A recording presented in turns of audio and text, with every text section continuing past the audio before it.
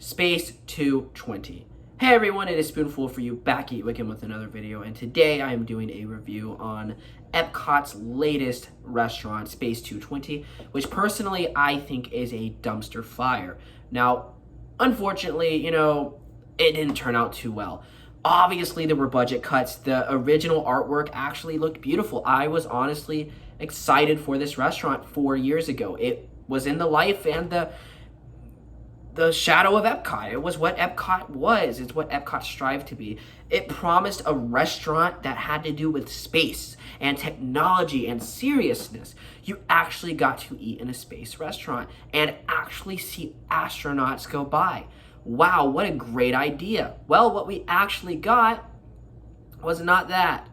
We got a outdated space restaurant where there's carpet for some reason in space. The windows are like squares instead of a big open window. And instead of realistic astronauts, we get these cartoon astronauts fighting with a bunch of lightsabers. Wow, talk about a letdown. The futuristic chairs are gone. The sleek design is gone. And there is no, there's no blue lighting. All the blue lighting is gone. It's just horrible. Space 220 looks like it could have came out in the 80s or 90s. It's honestly baffling that people would pay this much money for a restaurant that was already cut down a lot, drastically. You pay probably over $60 just for lunch, which is completely crazy, ladies and gentlemen. Who would pay that much money just for food? I mean, you have the space elevator, which I do admit is probably the coolest part of the restaurant. But then again, it's cool, but there's a price. You have to pay like $60 to go on this thing.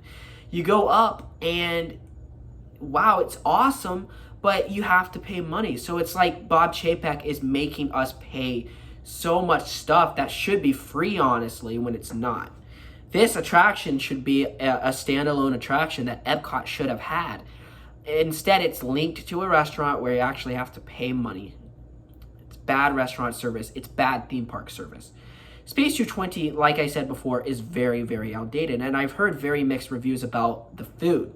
So who in their right mind would pay $60 on lunch or dinner coming to a restaurant that was already cut down? Who goes there? SJWs and people that are paid by Disney. All of those Disney people that are paid to go there early, they all got shipped out over there talking about how great the restaurant is. And it's not that, ladies and gentlemen. They really severely had budget cuts on this restaurant. I mean, I'm not going to lie. It looked pretty impressive in the artwork and the details about 4 years ago. But I kept telling Oliver, I kept telling my brother, it's Disney. Something's going to go wrong. And I was completely correct. Unfortunately, there hasn't been a good project at Disney in about 2 years. I'm not kidding. Every project has sucked. They just recently, I believe, renovated the Main Street Bakery, and that even sucks. A lot of people don't like it. It's very underwhelming.